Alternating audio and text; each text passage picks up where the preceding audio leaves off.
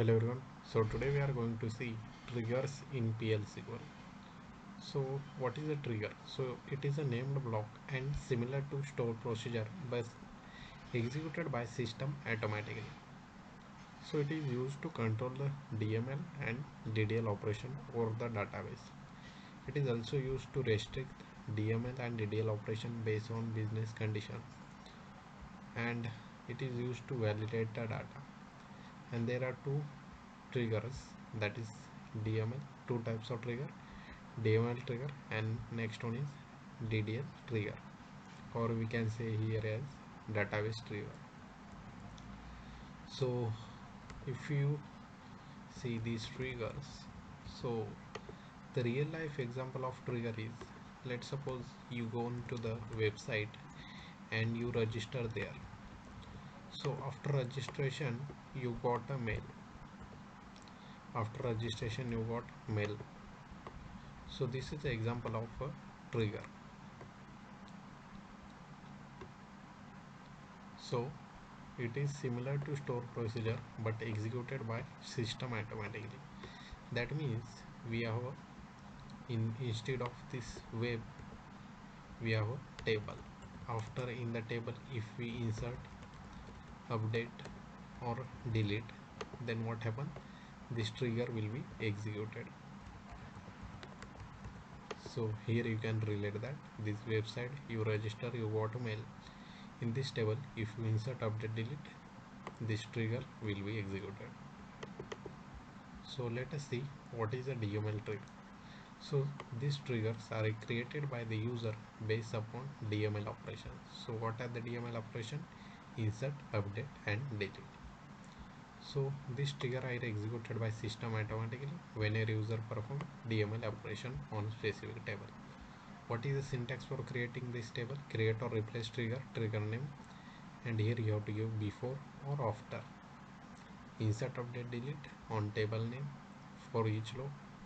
You will understand by one of the example. This is the syntax you can see. Now there are two events in a trigger. First one is before event, next one is after event. So let us see what is before event. When we created a trigger object with before event, the system executed the trigger body before executing the DML operation. So in the before event, first trigger body will be executed and after that DML operation will be executed. In the after, it is opposite of before. First DML operation execute, then trigger execute. So both provide and make sure, this is very important, these two after and if, before, both the provides are same, both provide the same result. So this is the place where we return the before and after event. You'll understand by example next. So there are two levels in the trigger. So it can be created at two levels. First one is row level trigger, next one is statement level trigger. So what is a row level trigger? We'll understand by example. So this level trigger body is executed for each row wise in a table, so that we should use this for each row. So let's suppose we have this table. So I will go to the SQL platform. Now if I do, I have already created here a table called employee 99. This is a table, right?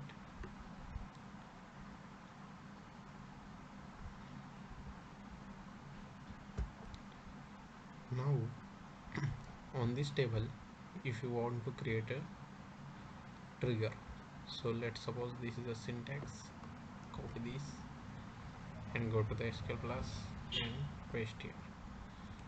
So here we are creating a row level trigger, and how to create or replace, then trigger name, this is trigger name. Then here we have to give the event. Here I have given after update on which table, employee 99. For each row begin, then here if you want to print anything, then here we can see dbms underscore output dot put underscore line, and and slash for executing. So let's execute this. Here we can see trigger is created. So for each row, and for what we created this trigger, update operation. So whenever we'll update this table, then automatically this trigger will be executed. So let's take example. Update employee 99 set salary equals to 8,000, where employee name equals to C. So let's suppose this is our update statement.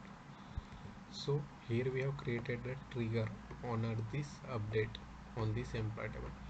So whenever this query will be executed, then this trigger will automatically will be executed. So here we are not getting the output of trigger because we have to set here as set server output on. Now I will see here a select star from employee 99. Now I will do update operation.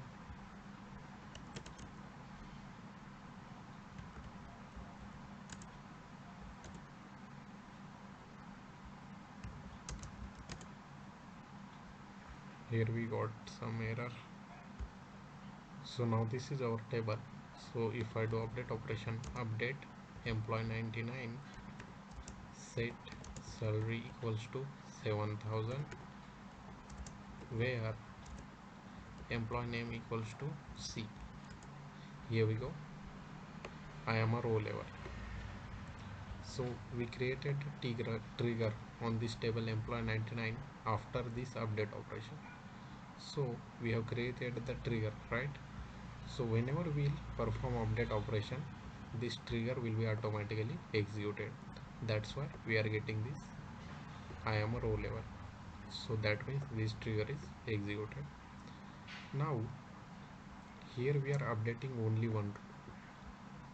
So but if I update two rows, now what I will do, I will change salary to 12,000 and I will give here a condition salary equals to 11,000. So what will happen here, we are updating the salary of employee which is having already salary 11,000. So these two rows will be updated. Now if I execute this, and here you can see we are getting two times output, that is I am row level and I am row level. So why we are getting, because in this creation of trigger we have written here for each row. That means for every row updation this trigger will be executed. So as we can see here are two rows are affected, that is updated. So that's why we are getting this trigger executed two times. So for each row this trigger will be executed. So this is called as row level trigger. Now next one we'll see statement level trigger. So this level trigger body is executed only one time for a DMR operation. So as we have seen in this row level trigger, this trigger body is executed on how much row is affected. But in the statement level, what will happen? Whatever the row will be updated, deleted or inserted, the trigger body will be executed only once. So let's see the example. So if I create this, let's go here. Now clear the screen, paste here, and here we go, trigger is created. So create or replace trigger name, then here we have to give the event after or before, then whatever operation, DML operation, update, insert, delete. If you want to give anything you can give. On employee 99 begin, and this is the body of trigger. So as we can see here, we have not written for each row, so this is called as a statement level trigger. Now here we have select star from employee 99. So if I update salary, update employee 99, set salary equals to 11,000, where salary equals to 12,000. So here 12,000, two employee has salary 12,000.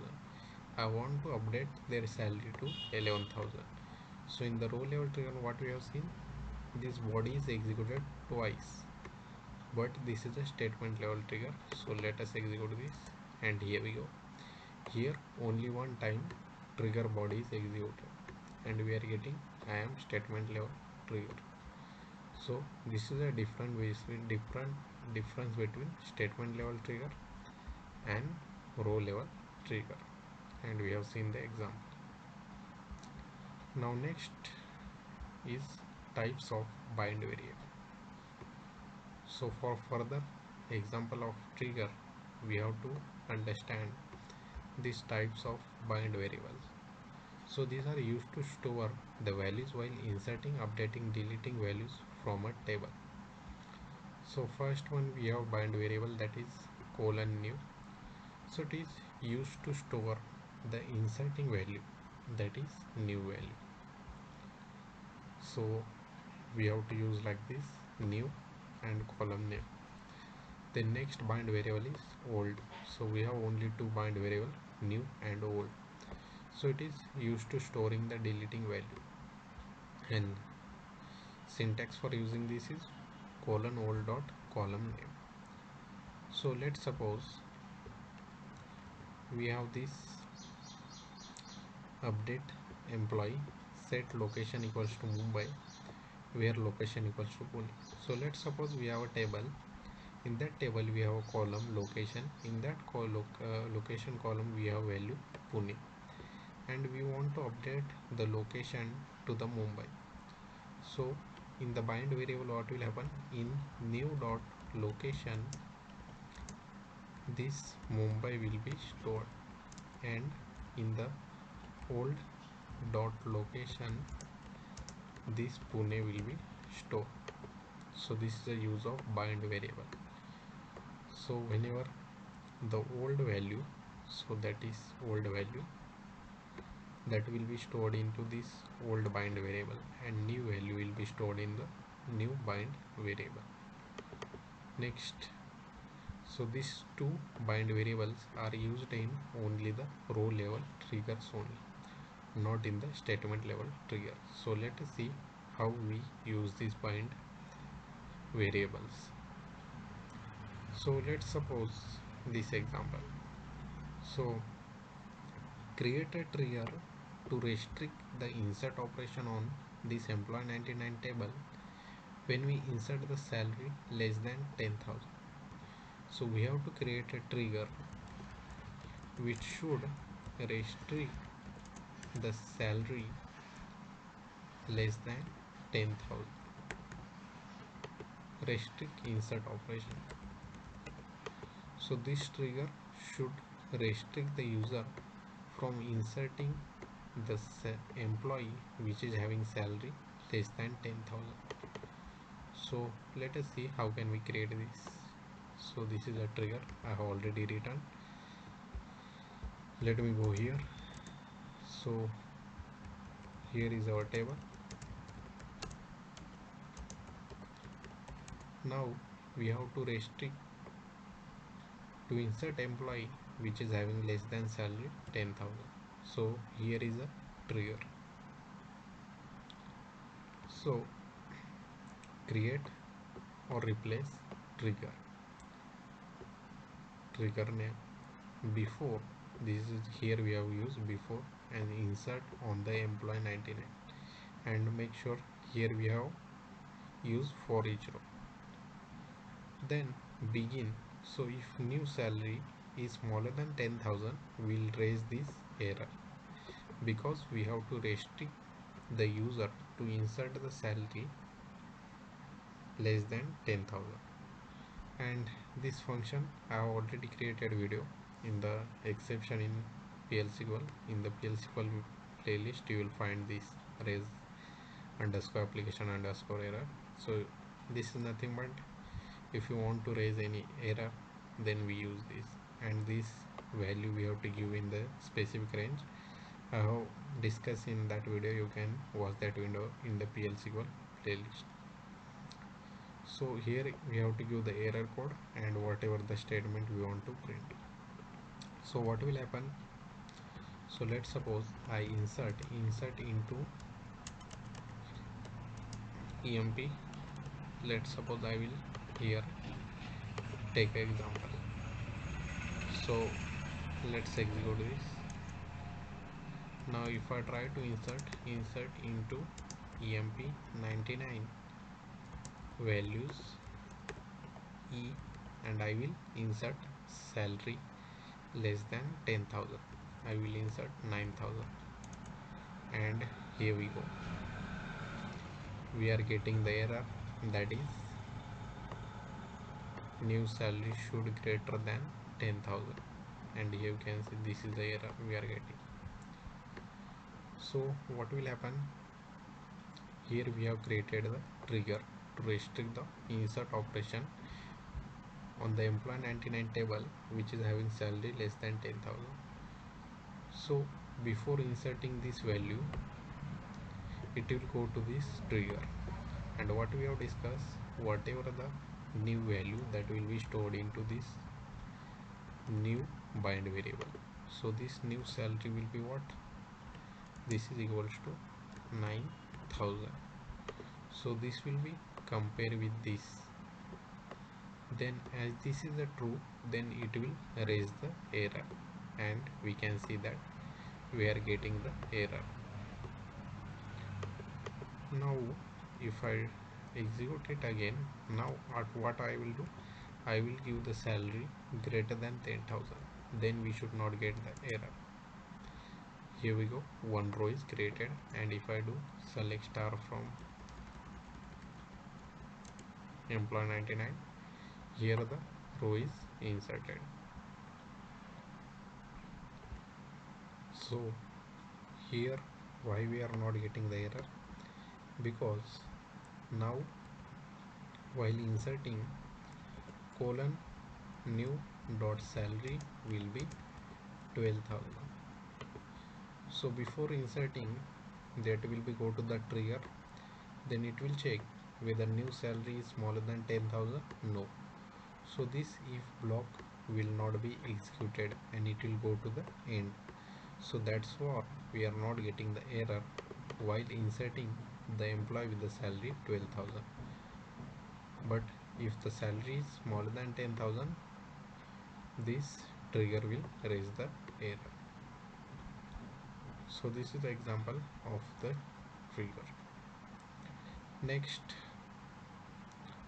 so here create a trigger to restrict update operation on employee table if the new salary is less than to the old salary. So let's copy this. Now clear the screen. So this is a table and this is a trigger is created. So now here we have to restrict the operation when new salary is smaller than old. So create or replace trigger name. Before update on employee 99 for each row, if new salary is smaller than old salary, then raise this error. So let's see example. I will give update employee 99 set salary equal to 5,000 where employee name equals to C, and if I execute this, here we can see we are getting the error ORA 20345 new salary not be less than old. Here we can see this is executing. So what is happening here, let us understand. So C have a salary 7,000. C have a salary 7,000. So here old dot salary is 7,000. In the bind variable this 7,000 will be stored, and here we are updating the salary and we are storing the new salary. So new dot salary will be 5,000. So as we have created trigger before update on employee 99, so it will go to the trigger, then it will check whether new salary is smaller than old salary. Here we can see new salary is smaller than old salary, then it will raise the error and it will throw the error new salary not be less than old. So for that we are getting the error.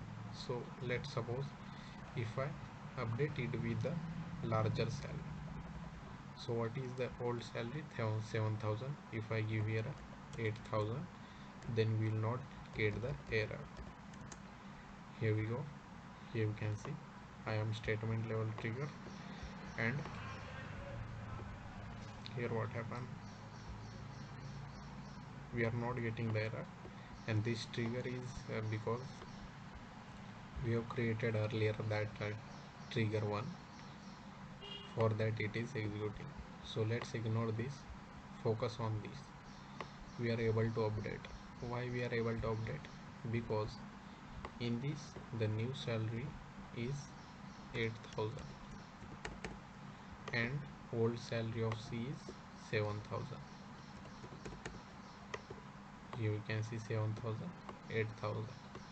Now is new salary is smaller than old salary? No. So this if block will not be executed and we are able to update. So if I do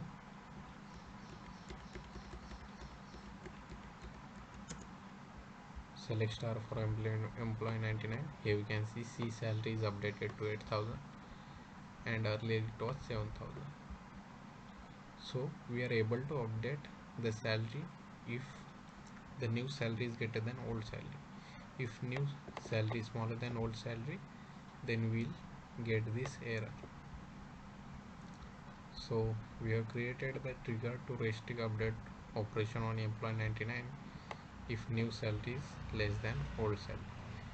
So this is a logic to create that. Just we have to write this if block. So if this bind variable we have to see. So as we have discussed in the bind variable, this new bind variable will store the new value and old bind variable store the old value. So it will check, and if you want to raise error you can raise it. So if you want to restrict update operation, if the new salary is greater than old salary, then you can give this greater than symbol. If they are equal, then you can give here equal if you want to restrict equal. So this is a way we can create a trigger. Next, here we have seen the example. Now next one. So create a trigger to restrict delete operation on employee 99 if we delete the employee D details from the table. So here we will create a trigger for the delete operation. So select star from employee 99. Here we'll so here you can see the trigger is created. So here we have created a trigger to restrict delete operation on employee 99 if we delete the employee D details from the table. So here you can see this is a syntax: create or replace trigger name. This is here we have taken this before event, then delete before delete on employee 99 for each row, begin, then if old value is equal to D, then it will raise the exception. So let's suppose I will write here delete from employee 99 where ename equals to D. And if I execute this, here we can see the error is coming. Whatever we have written here, this error you can see that here. So what will happen whenever we'll try to delete this employee name is stored into this old bind variable and it will check that. So after this condition is true, then this if block will be executed and we'll get the error. If we try to delete another employee record, then we'll not get any error. Other than D, it will only check if we are trying to delete D employee name with the D, then only we will get this error. So this is about delete. So next we will see the now example of statement level triggers, and here in the row level trigger, these bind variables only we can use in only row level trigger, not in the statement level trigger. So as of now, whatever we have seen using this bind variable, that are the example of for each row level trigger. Now we'll see the example on this statement level trigger. So here is the example. So create a trigger to restrict all DML operation on the table on every Thursday. So today is Friday. So here I will take here as a Friday. So we'll create a trigger to restrict all the DML operation on table on every Friday. So while recording today, as this is a Friday, so for that reason I am taking here as a Friday. So whenever you will see this video, so you should take that day if you want to practice this trigger. So you should take that day whenever you are watching this. So I will take here a Friday as this is a Friday. So and here day I will take as a Friday. So let me copy this and I will explain how can we restrict all DML operation on every Friday or any day you want to take. So let me clear the screen. Now here we go. So if I execute this, here you can see trigger is executed. So what we have to restrict is on the DML operation, that means insert, update, delete. So create or replace, then trigger name. Then after here we have to give all the DML operation, that is insert, update, delete on employee 99 begin. Then here this is a sys date, so this will take the whatever current date means today's date it will take, and after that it will check the day of that day, that is Sunday, Monday, Tuesday, Friday, Wednesday. So here today is a Friday when I am recording this video. Today is a Friday, so that's why I taken here a Friday. Then whenever you will try to perform DML operation on employee 99 table, it will raise the error.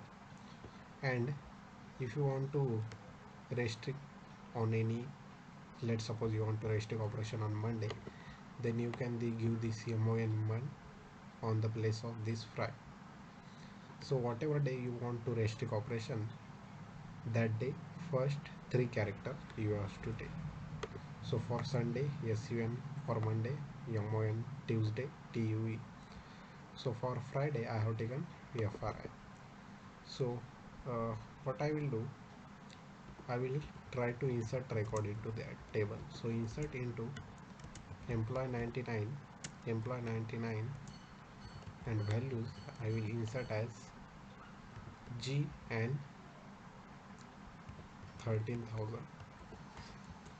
So here we can see, as today is a Friday, it will not allow us the any of the operation, that is DML operation, that is insert, update, delete on this table, because today is Friday and it will throw the error. As you can see, the code you can see same here, and not allowed, you can see that. So this is about insert. If I try to delete, so delete from employee 99 where employee name equals to A. So let me try here. Here we go. We are getting the error not allowed. So for all the DML operation on this table employee 99 on the Friday, we will not able to do any DML operation. So this is the example of statement level trigger to restrict all DML operation on the table on every Friday. So we have seen the example. Their update operation will not also be available for us.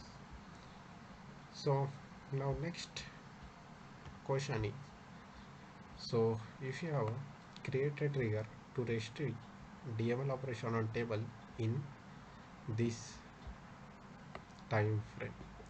So if you want to restrict the user to not to perform DML operation within a specific duration of time in the day, then you can also create a trigger. So let us take the example of this. So let me copy this and we'll go to SQL Plus form, and if I paste here, the trigger will be created. Now here what I have to do, I have to restrict operation from 10 to here 14 means for 13 what we have 1, for 14 we take 2, so it will go towards 3 p.m. 10 to 3 p.m. This 10 is here and this 14 here, the value will be taken as 14 and here 59 minutes 59 seconds. So that means up to 3, we can say that. If you want to take up to 3, then you have to give here a 14. If you want to take up to 4, then here you have to give up to 15, 10 to 15. So if you want to restrict operation from 10 to 4 p.m, then what we have to here 10 and between 10 and 15 you have to take. That means whatever for what we take 16. So one less number we have to give here. So here you can see create or replace trigger, then trigger name. So here I want to restrict all the DML operation. So I have taken insert or update or delete on which table employee 99, then begin. So here you can see 2char. So it will take the whatever current date and time, and if you want to take hours, then we have to take here HS24. So 2char of whatever system date, that hour, the current time whatever we have, that current time hour it will give us 2char and 2_char sysdate HS20. So this is, and if the hour is between 10 and 14, then it will raise the exception, invalid time, and end of the block. Now the current time is on my system, the current is 4:07 p.m. is there. So I will be able to perform the operation on this table, because this time is not between the 10 and 4, 10 and 3, it is above the 3, so I will able to perform. But before that, previously we have created this trigger to restrict operation on Friday.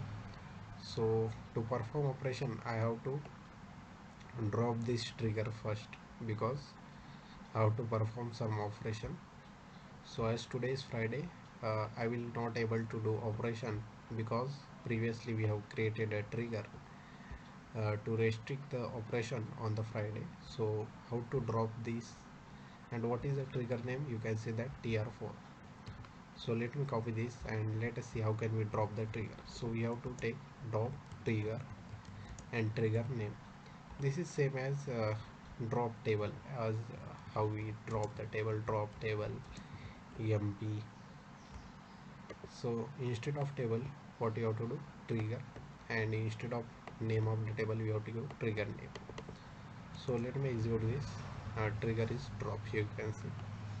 Now what I will do, trigger is drop, so I will be able to perform. So let me take select star from employee 99. So if I insert into employee 99 values, I will insert G and 13,000. So I am able to insert that. You can see G is coming.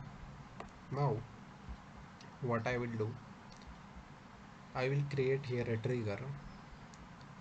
So to restrict up to the, now it is 4:10, 4 hours 10 minute PM. So I want to restrict operation from 10 AM to 5 PM. So I have to take here 16. So this will be the trigger to restrict the DML operation from 10 AM to 5 PM. So let's create this. Now if I copy this and I will go here, paste here, here we go, trigger is created. Now if I try to insert GH15, now it will throw us an error because now the time in my computer is 4:11 PM, but this time frame is between these, so it will throw us an error. Let's see, and here we can see we are getting the error, invalid time code, you can see that. So we'll get, also we can't update. So let us suppose you want to update salary of A. Suppose you want to update salary of G. So update employee 99 EMP 99, set salary equals to 16,000, where employee name equals to G. So let's suppose you want to update the salary of G, and if I execute that, you can see that we are getting the error, invalid time. So here you can see this is coming here. So this is a trigger to restrict operation on the given table between the given time. So this is all about the trigger. We have seen the statement level trigger, then before that we have seen row level trigger by using the bind variables. So the bind variables are used only in row level triggers only, we can't use in statement level. So types of bind variable, how many we have, new and old, 2. Then we have 2 levels trigger, that is statement level, and first one is row level trigger, and we have 2 event, that is before event and after event. So both will provide the same result. So this is the syntax. DML trigger we have and DDL trigger. So this is about the trigger. So if you like this video, you can hit like button and subscribe to our channel.